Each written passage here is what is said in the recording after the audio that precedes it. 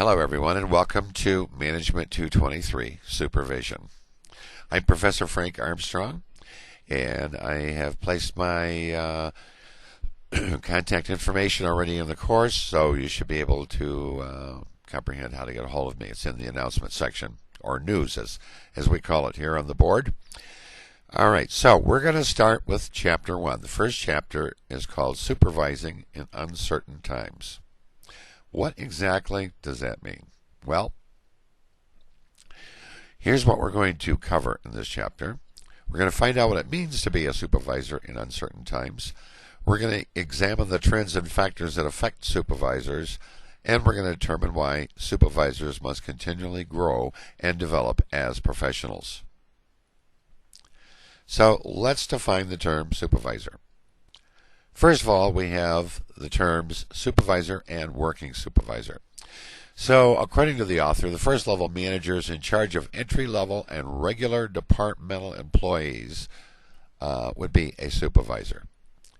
A working supervisor, he says, then is first-level employees who perform supervisory functions, but may not actually be part of the management. So it'd be like a line foreman. Maybe he's not really in management. He's just a step above the hourly employees. Now, to me, I'm going to tell you the term supervision is outdated. You don't go anywhere anymore and find a line supervisor or a supervisor in title that often. So in reality, today, management has evolved a little bit more. And actually, there's also a new trend now to eliminate those supervisors and make teams self-directed, which is called self-directed team, obviously. So the term is outdated. Manager is much more common now. If you go to a facility, they'll say that's the floor manager, or that's the department manager, or the division manager. Some companies now are referring to these people who are working supervisors as group leader or team leader. So the term is pretty much outdated now as far as supervision goes. You don't see anybody named supervisor, and it's mainly because those positions have kind of been eliminated. So just as business is constantly changing, so are the duties and the challenges facing managers. The goal of a good manager is to successfully manage people, no matter who they are.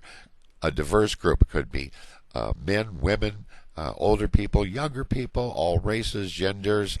As you know, America's become a big melting pot now, so we have heavy influence of Asians and Hispanics. So you have to be able to manage all those people and get them to work cooperatively towards a common goal, to unite those people so they all work together cohesively. Now, according to Henry Fayol, big management philosopher, managers have 5 primary functions. Planning, which means figuring out how to do everything and setting down a course of action. Organizing, by defining the structure of it, decide who's going to do what tasks are necessary, and define everybody's level of authority. Then you command it, like a military commander. You direct and delegate all your subordinate actions. And then, according to Fayol, you coordinate. You pull all the organizational elements toward the common objectives. If there's any roadblocks or speed bumps, you eliminate them so that the department can move forward. And then, finally, you control it, ensuring that what you set in motion is being carried out. Now, today, the philosophy of management is pretty much managers actually perform 4 primary functions. Number 1, they plan. They organize, they lead, and they control. Those are the 4 buzzwords that are used in management today. No offense to this author, don't know where he's picked up these terms and so forth, but this is what management does today. Today, the managers need to take responsibility, and they have to be given the authority to perform these 4 functions. These are the times that try men's souls. Popular statement right now among big management. Why? Why do you suppose that is? Well, because there are so many challenges facing management today. Things are becoming more and more complex. Life has become complex. Effective supervisors today have to be adaptable, and they have to be able to maintain their perspective in the face of rapidly changing conditions. Business is changing daily. So you have to kind of juggle everything while being on uneven plane yourself. As you can see in the cartoon, perfect cartoon, here you are trying to balance yourself on this ethical business climate platform, while at the same time you have to do all these functions because your boss is expecting you to provide results, and you have all these other people who kind of look at you and evaluate what you do from day to day. Your customers, the peers, suppliers who supply you product, your family looks at you a certain way.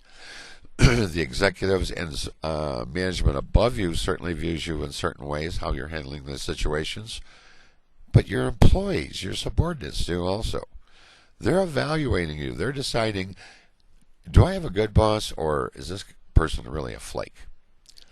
So a lot of things have changed over time for management, and they're changing even more so as the outside of this textbook. 1910, two out of every 10 adults couldn't read or write back then. Only about 6% of Americans graduated from high school. Eggs were cheap, 14 cents a dozen. Coffee was 15 cents a pound. You could buy a Coke for a nickel. Gas was 19 to 10 cents a gallon. I mean, you could buy marijuana over the counter at the local drugstore. However, at that time, women did not have the right to vote. Average wage in the United States was 22 cents an hour. And there's just a lot of different things. Hard to believe that within the scope of 100 years, so many things have evolved. And just imagine where it's going next. Where were you in 1990? Microsoft introduced Windows 3.0. Does it seem that long ago? There were 5 trillion fax machines. Everybody was faxing. It was the best way to communicate. Average public university cost you less than $2,000 a year. The wall came down in Germany. East and West was reunited. And at that time, 19.7% of those over the age 5 speak a language other than English in their home. A lot of Europeans, a lot of Hispanics. Women earn about 67 cents for every dollar that a man makes doing the same job. So women were underpaid. Has that changed much? Not really. The American Disabilities Act was signed into law. Oil prices started going up, and the cost of the first class stamp went up to 25 cents. 25 cents. It's now 2015, and oil prices have gone down. Kind of a reverse, but we know why they're doing that. The cost of a stamp now is 48 cents. 48 cents. It's almost doubled. So that's how fast costs are going and how businesses are changing. So here's some of the factors and trends affecting management today. First of all, you have to look at diversity. That's the whole culture of the people working within you, where they come from, their gender, their age, what level of education do they have, what's their lifestyle, what are the racial differences, the cultural differences. People from India and people from Mexico act totally different. You have to be able to know what motivates them and how to handle them and make them work together because they have different lifestyles. The population and workforce continues to grow. People are becoming more educated, but some employees lack just basic skills. There's a changing age pattern. The workforce is going to continue to grow older. We have the matures who were born before 1945. Probably not too much in the workforce anymore. They might be your greeters at Walmart, and I don't mean that sarcastically. What I'm saying is they're retired, but they're working little part-time jobs to help sustain their income. Then you have your baby boomers, those born between 1946 and 1963, where there was a lot of brothers and sisters, larger families. We're all out there working now, but we're getting close to that retirement age for many of us, which means a lot of new spots will start to open pretty soon. We have the Generation Xers, those between 1964 and 1981. Whole different change of ideals and the way people do work. So some of the things that continue to affect the workplace and the HR side of the business is the continuously rising high cost of healthcare. And there are a lot of baby boomers now retiring at about the same time. There is some labor shortage at some of the major skill levels. I can tell you right now that I still get phone calls from headhunters, recruiters, asking me, who do I know that is a design engineer? Who do I know that's a mechanical engineer or process engineer? Because mainly we quit studying engineering here. The jobs went away. They went overseas. Now some of those jobs are coming back, but they're not finding the talent. And there is a big demographic shift from people moving from one area to the other, which leads to a big shortage of high-skilled workers in other areas. Welding is a dying art, and yet it's in such big demand today. It's amazing. All right, so projections for the workforce. Between 2006 and 2016, total employment is expected to increase by about 10%. And the service-producing area, of course, that sector is always going to continue to grow. We don't seem to make anything here in America anymore. To me, that's a crying shame, because the more we manufactured and sold, the better our economy was, and hence the lifestyle of everybody here. We're getting a little fat, lazy, and starting to go into the service sector more and more. Those employed in management, scientific, and technical consulting services have, especially in the medical field, have projected growth. There's going to be a continuing decline in the manufacturing sector. Don't know why, but that's just the way we do things. Most of our motor vehicle parts are being made overseas or outside the country. Printing is starting to be done outside the country. The number of workers over the age 55 is expected to grow more than 5 times the projected overall labor force growth rate, and that's because a lot of us are living longer now, but at the same time, Social Security didn't get it. Maybe some of us, like me, lost a lot of their pension due to the auto industry falling down. So a lot of us have to continue to work part-time jobs to sustain our income. The blacks will constitute about 12.3% of the labor force, but the problem is, ladies and gentlemen, the fastest growing ethnicity in the United States today is not Hispanics, as everybody thinks, it's Asians. But you have to think Asia means people from India, people from the Pakistan area, and then you've got people from China, people from Taiwan, Indonesia. That's Asia. So that's the fastest growing group right now. And the labor force participation rates for women in nearly all age groups is most likely to increase. Women are starting to work more and more and more. All right. So, let's talk about women in the workforce and some of the related issues there. There is, obviously, and will continue to be an increase in the number of women in the U.S. workforce. Ladies, you used to be 46%. I believe you're 51% now of the workforce. So, a woman has 2 roles, especially some of these poor ladies who are single moms. And that's tough, and I sympathize, because you're trying to raise a family and you've got to go to work to support that family. So the women's roles is both mother and employee today. And consequently, there becomes a conflict between job and family obligations. My kids are really sick. Well, I've got to stay home and take care of them today, so I have to call in sick. How does the employer feel? Not happy. If you called in sick, it would be viewed a different way than you're calling in sick because your kids are sick. And I know it's fair, and I know that's the way it is, but that's how business looks at it. you're calling off because your kids are sick, you want to work, you should have somebody available that can come over and take care of them in your place. There is still sexual harassment in the work environment. Still some of the old boy network who figure they'll, well, you know what guys do, take advantage of their position or take advantage of a promotion or whatever for their own personal needs. All right? So, managers have to decide when and how the work will be done. And so, sometimes companies have to be a little more flexible now. People have doctor appointments. People have to take their kids to school, particularly single parents, more and more today than 20 years ago. I guess people just can't stand being married to each other anymore. So you may have to have, and some companies do now, have what's called flex time, allowing the employee to come in at a different time as long as they do their work and within certain stated hours. So if a lady, for instance, has to drop her children off at the bus stop at 10 to 8, maybe it's better she comes to work at 8:30 instead of working 8 to 5, works 8 to 5:30. Excuse me, 8:30 to 5:30.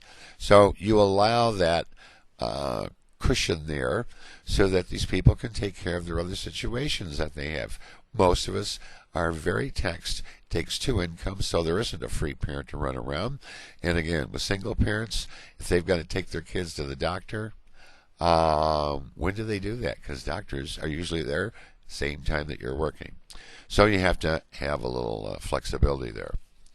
Job sharing is another concept that allows two or more employees to perform a job that's usually done by one full-time employee. Let me give you an example.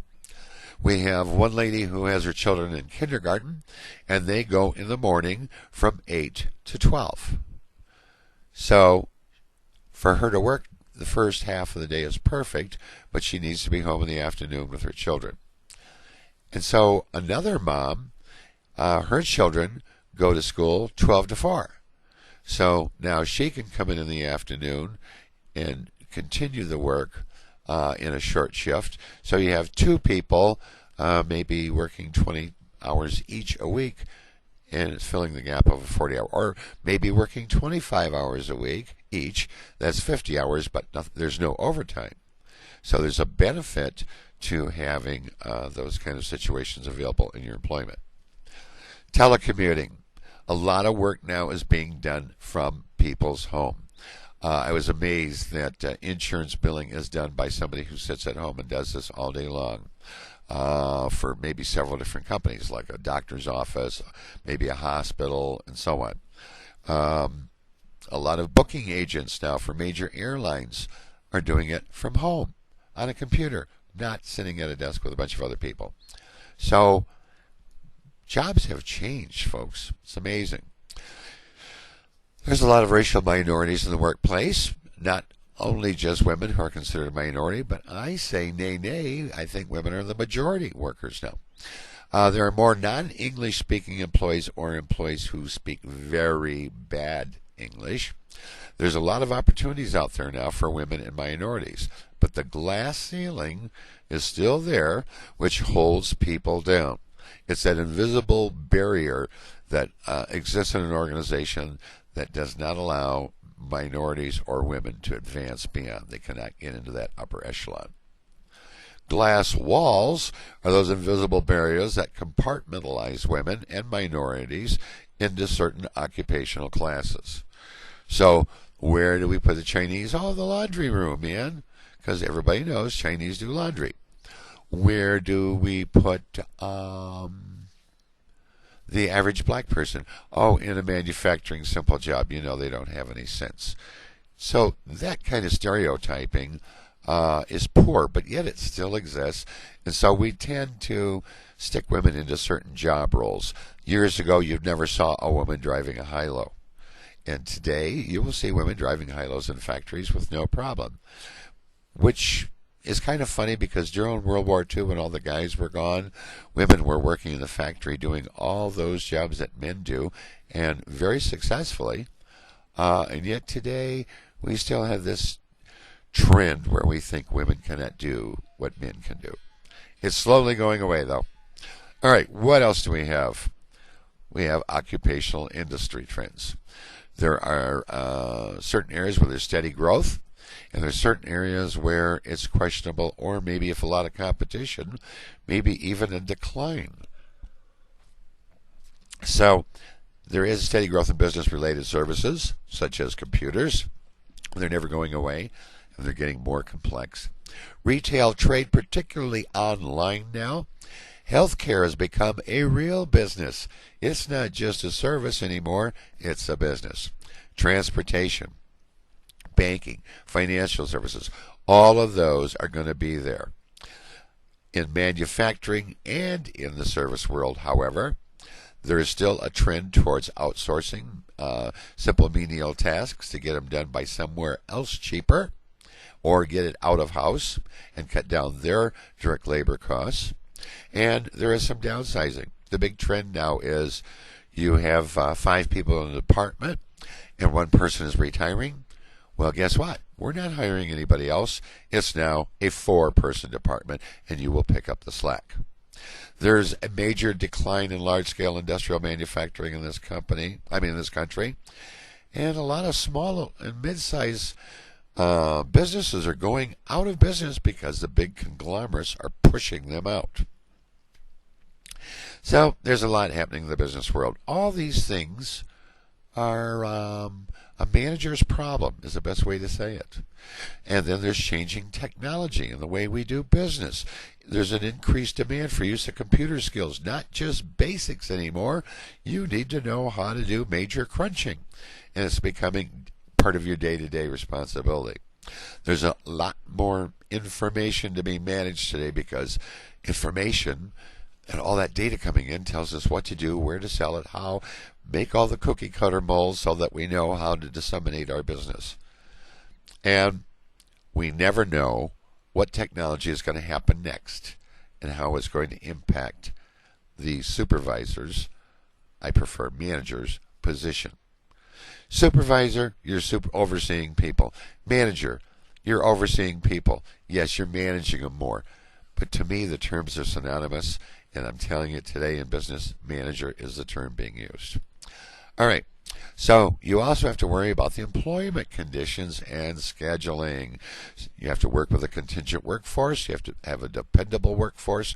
You can't have people calling off a lot because you have certain objectives and goals to meet on a daily basis. You may have part-time people. You might have temporary contract people. All their schedules are going to change, and they're going to be dependent primarily on your needs. You have to be able to motivate all these people, including the temporary employee who knows they're only here short term. And with these transient type of people from the, you call the, what do they call those places? I can't think of it right now, but you call them and you arrange to have temp help sent to you. Maybe we'll need 5 temp workers tomorrow from 8 to 5, and they'll have 5 people there. How do you motivate these people? They don't have any commitment. They know they're only there short term, but you have to be able to do that. And you have to be able to work out your schedule problems. Some employees are now demanding greater flexibility so they can take care of doctor appointments, pick the kids up from school, and it's going to continue to grow the more the working parents have to be out of the house. So it's all about managing your people. However, some of your people don't like to be managed. So you're going to have what's called incivility, and people who are going to make your job difficult. Their rude behavior, their lack of respect for you and for following the rules is not a diminishing problem. It's actually increasing, and it's making it more and more difficult for managers to manage. So you have to understand how to deal with them, how to motivate them, and how to turn what they want into what the company wants. No, let me reverse that. You have to turn what the company wants and the objectives into that's what they want to do. And sometimes that's not easy. But once you get it down, it's really good. It all starts with treating people the way that you'd like to be treated. Treat everybody with respect. Don't make any false presumptions about anyone or stereotype. So today, you need to master the 3 E's. Engagement. Motivating your employees to become loyal, enthused, dedicated to the survival of the organization, to the survival of their job. Talk to them. Go out and let them know you're part of the group. Give them authority and responsibility to accomplish their individual and their organizational objectives. You tell them that this is your machine, and don't let anything go out to be sold that you don't feel good about buying yourself. And mean it, stand by it. And then get them involved. Involving them to offer ideas, share in decision making, help troubleshoot, problem solve. Get their ideas. They work with this stuff day in and day out, more so than you. So why not solicit their input? Okay, so, I'm sorry. I don't know how we did that twice, but there we are. All right. So you have to have a professional perspective. You don't look for the bad in everyone. Look to find the good in everyone. You are managing your most important resource, and that is people. They are the most important resource you got. If they're not there, who's doing the job for you? If they're motivated and feeling good, they're going to do a great job. If they hate you, hate the company, they're not going to do a very good job. They're going to do just enough to get by. What do you want? So, if you want to be more effective, you need to motivate and develop the habits of highly effective people. Even the ones who don't do a lot can be motivated to strive to do better. You got to be a coach.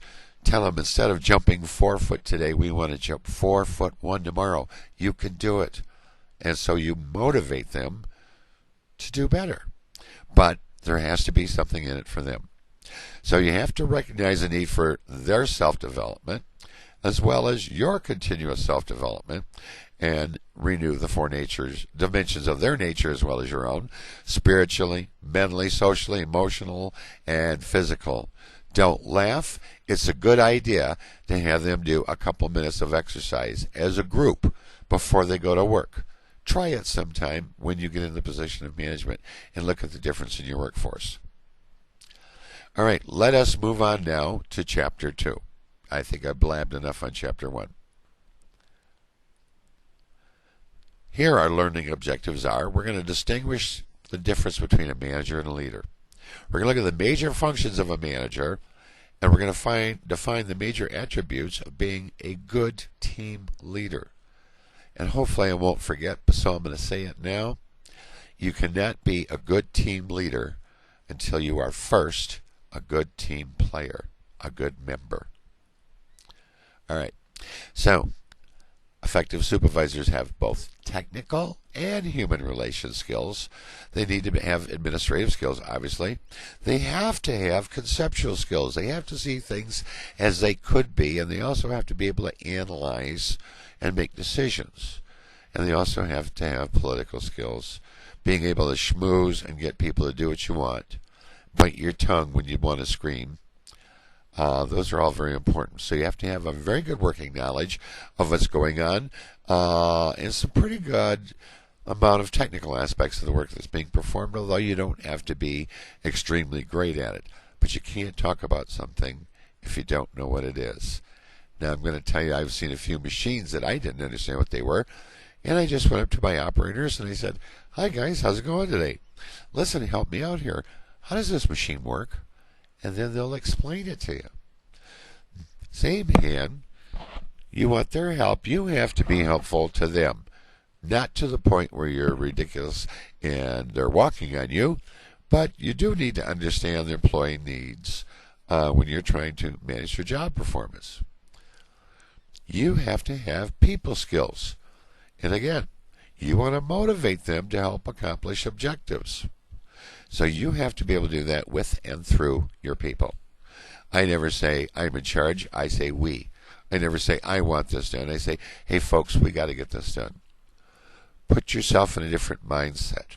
Make yourself part of the group, and they'll feel that you are part of it through your actions and your words. Cut out those words of, I'm going to do this, I want that, I and me need to get out of your vocabulary. So, that's understanding politics. That's understanding the way to get your work done. So you need to understand the dynamics of both the organization and at the same time recognize the organizational politics, meaning not just your employees but your boss too. How do you schmooze them? Never lie to them, but never burn your bridges with them. So, first of all, you need to have the technical skills. You have to have the ability to do the job. If you don't know how to run a machine, have somebody show you, and then you do it yourself. Every station in your control, you should be able to work good enough so that you can teach somebody how to do it. You need to have good human relations skills. We already said that. Your ability to work, talk to people on a regular basis without ruffling feathers or abrasive tactics. You want them to like you. You also have to have very good administrative skills. Sorry about that. Bad thing about recording these is sometimes you get interruptions, and if you hear my phone ring, it wasn't planned. Okay, I'm sorry. So you need to be able to plan, organize, and coordinate those activities to make sure tasks get done in a timely manner. And you got to have those conceptual skills, the ability to obtain data, to interpret it, analyze it, and come up with a resolution and apply it. And you have to have political skills. You need to know how to get things done outside of the normal channels, how you get around somebody, how you get somebody on your side to help you accomplish your goal. Everybody's buried in work right now. How do you get them to do what you need them to do? Schmooze, political skills, and emotional intelligence. If you get mad, don't say anything. Walk away from it. Say, I'd like to discuss this later. Don't let your temper or any of your emotions control your actions and decisions. Deal with them alone, outside of the presence of either upper management. Unbelievable. I'm sorry, the phone rang once again. Okay, anyway, you need to have the emotional intelligence to really be calm and provide a good image and never let your emotions get control of you. All right, so managerial skills are both learned and developed. Every once in a while you hear that phrase, oh, he was a born leader. Well, in some cases, yes. But for the most part, these were things they learned along the way in their life. And you as a manager will make mistakes, and you'll learn from them, and you'll see what other people do and what works good. But just because it works good for them doesn't mean it'll work good for you either, so keep that in mind. And those kind of things are situational. It may work well in this situation, but maybe not in another situation.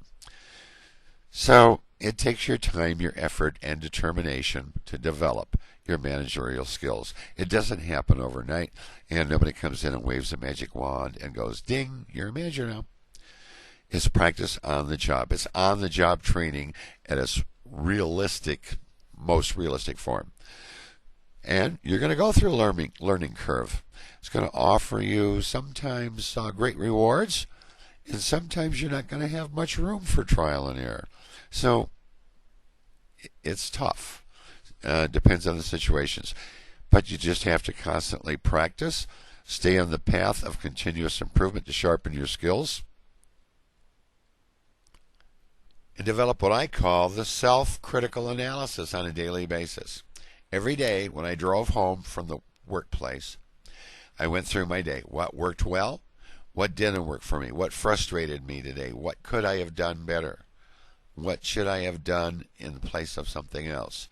So I review all that every day. And it doesn't take that long when you're driving home to think through your day.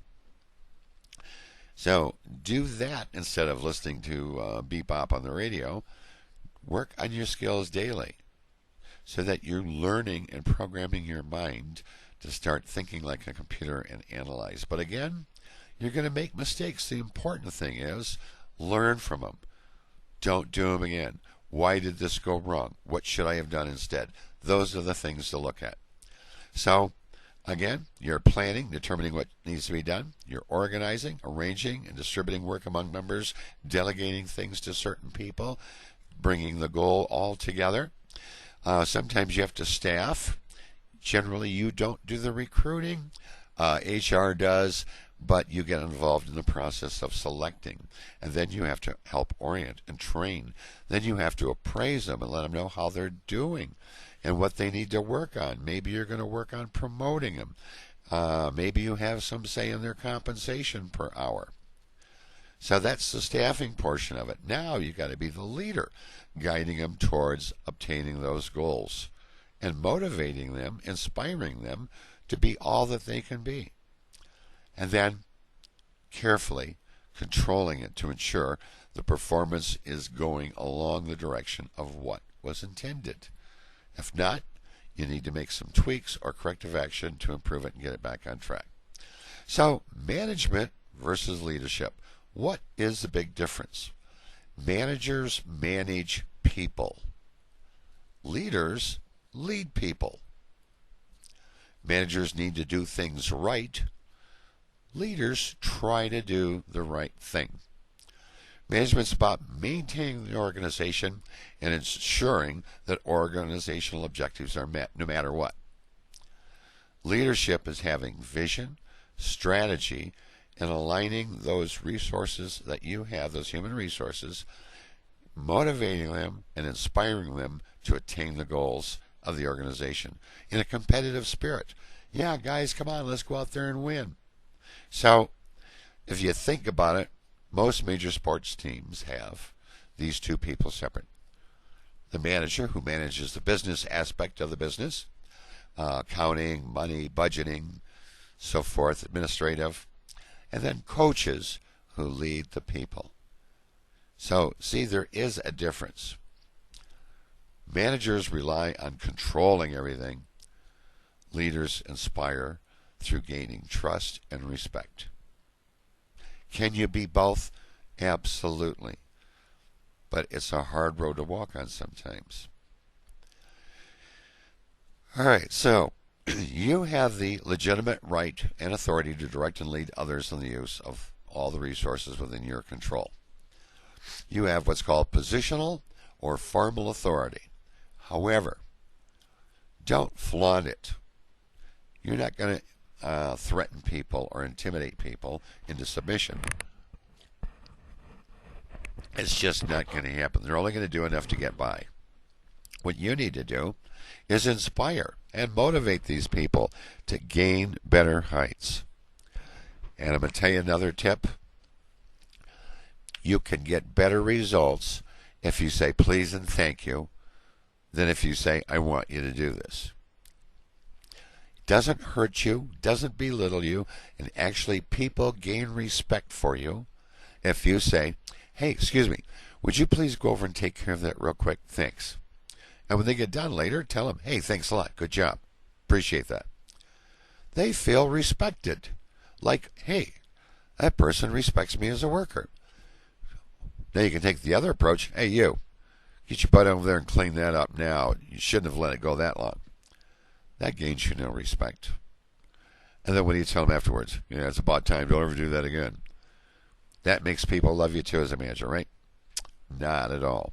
So I talk to my people. I talk to them like they were human beings, just like we're talking now. And I would say, would you do me a favor? Would you take care of this for me? Or can you get this done today, please? And then at the end, thank them for it. And they will go more out of their way to do work for you than the ones that you bully and flaunt your power with. Think about that. You need to foster a mutual trust and respect, which they trust you, they like you, they respect you, they know that you respect them, and that inspires teamwork and loyalty. And that's what gives you the best production, output, and a better environment. Saying please and thank you creates respect. Remember those two words if you remember nothing else from me. Delegating authority. That's entrusting duties and responsibilities to somebody else. And that's what you want to do. You want to develop your people so that they grow. Management authority includes the right and duty to delegate authority. So you have the authority already to direct and delegate work to your people. Don't overdo it. Don't give them all your jobs. But give them responsibility for what they're doing. Because when authority is delegated, responsibility becomes shared by the group, and the results are better. All right, management and power. It's true. Power is the ability to influence others. You can influence them the right way, and you can influence them the wrong way. Position power, you got that already derived from the rank that you hold and the rank that anybody holds within the formal organization's chain of command. Then you have what's called personal power, and it's derived from your SKAs and how other people perceive you. Now, what does that mean? There are people in an organization. If you go work in a factory and you have a group of people working in one work cell, one of them is the undesignated leader, meaning they've been there longer than anybody else. They know everything around them, and new people gravitate to them so that they can learn the ropes, so to speak. So that's personal power. They're not a management position, but they have everybody coming to them. The kind of power that management uses can be good or bad in the right circumstances. One is reward power, the granting of rewards to control behavior that you want.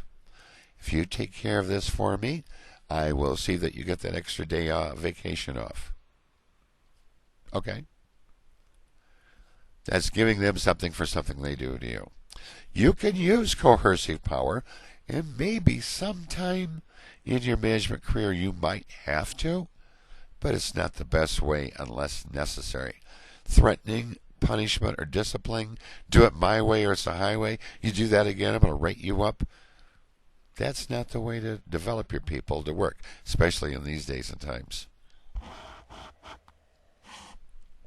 There's also what's called the legitimate power. And that's, again, you got that power based on your rank or position in the company. And then you have people in your organization who have expert power. They have certain knowledge or valuable groups of information that gives them more expert influence over those who don't and those who need it. So, if you have working in your company somebody who is like a master whiz computer guy who can do anything with computers, that person has an expert power. And everybody look to him whenever they have a problem. They may not even like his personality, but when it comes to having a problem with the computer, they know who to go to. And then there's reverent or charismatic power. That's the ability to influence your personality upon another. That's doing that. Hey, please, thank you. How you doing today? Glad to see you.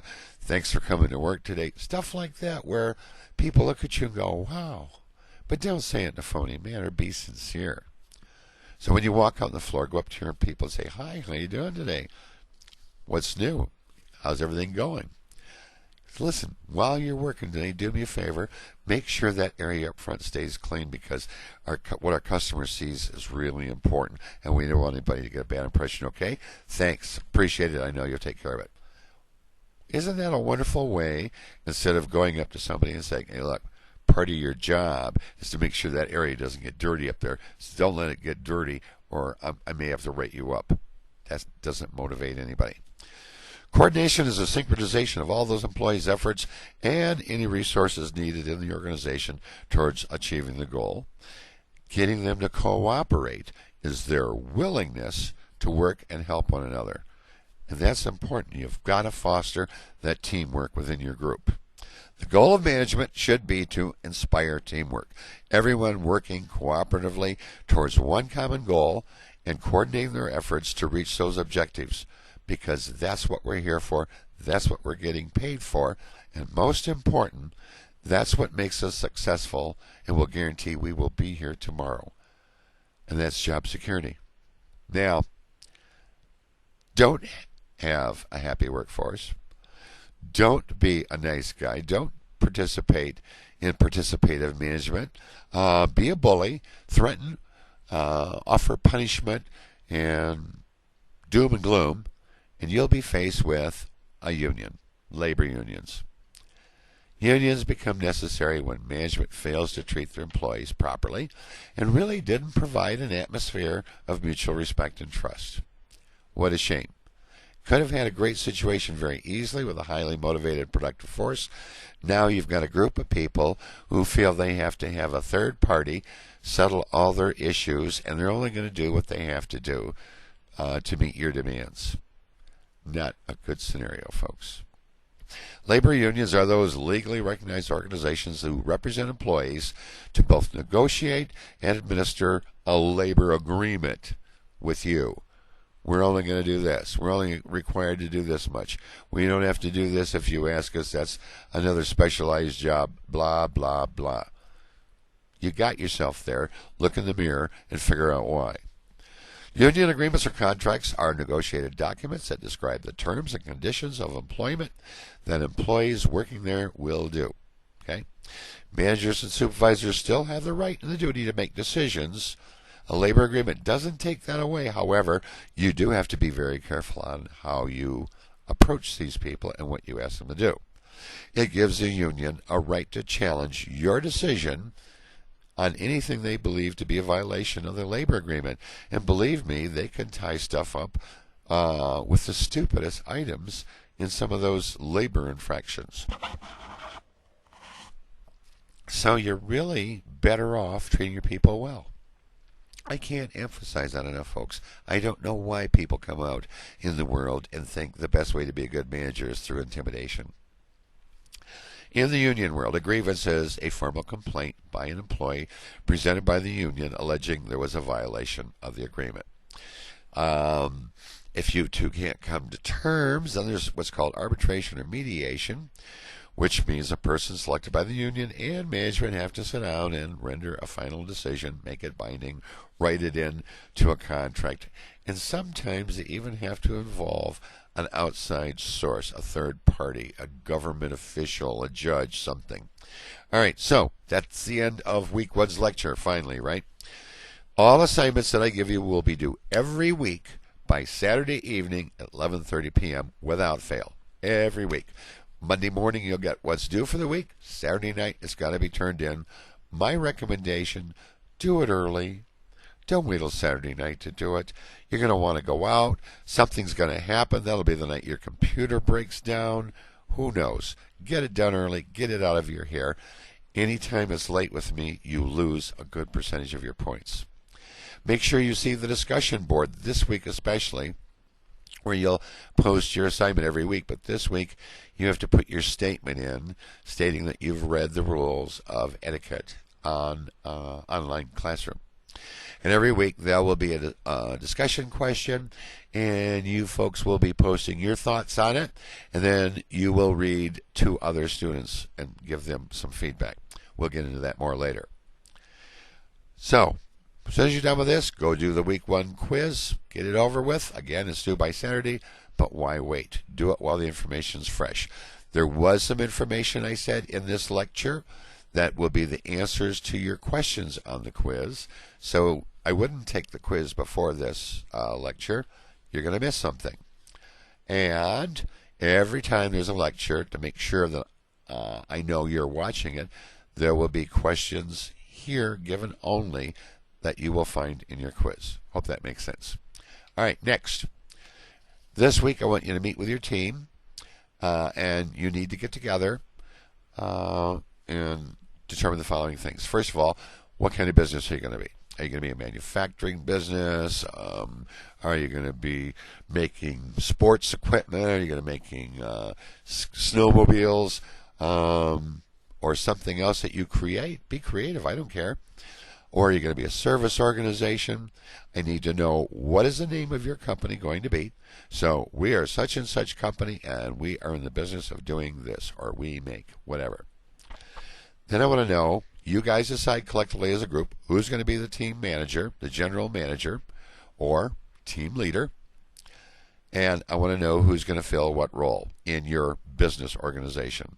Somebody's got to be an HR manager, somebody's got to be the finance manager, somebody's got to be the marketing manager, and somebody has to be the quality manager. Okay? I need to have all that information to me Saturday night, no later than Saturday night at 11:30. All right, so welcome to week 1. Any questions, shoot me an email. Best wishes. Have a great week.